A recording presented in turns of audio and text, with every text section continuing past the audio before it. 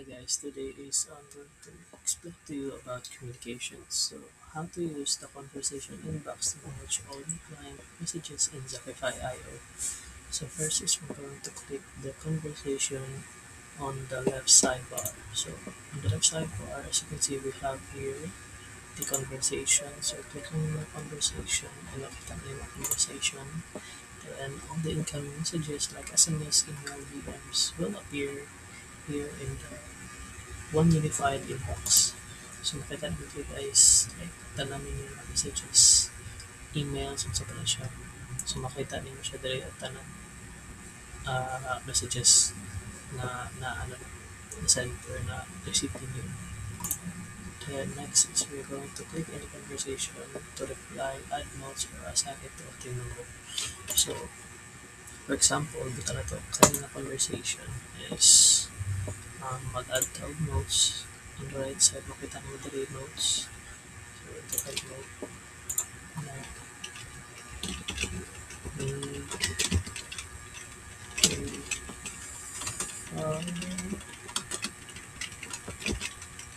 up. So pag-save na to siya. Okay.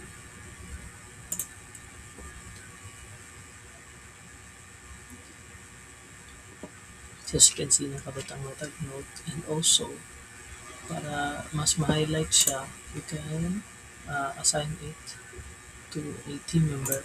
So team member, ito to contact details. Ito to so assign it. Bukan to sa assignee is ako. So dapat naka-assign siya sa ako. So once na makita na siya, makita na siya kinsa naka-assign. Huwag sa note nakabutang na. And also, sa conversation, we can reply here to siya. Like, um, example, hello. So,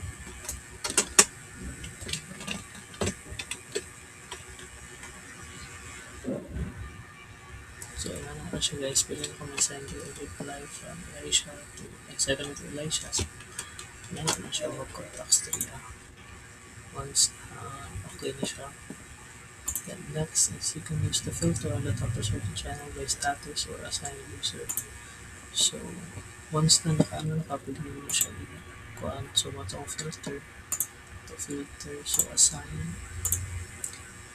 So, ito, siya naka-assign. So, buto to ako naka-assign sa ako So, apply. So, bukawas na siya kung saan ang messages kung saan ang naka-apply. Kung saan naka-assign sa ako na messages. So, more to guys.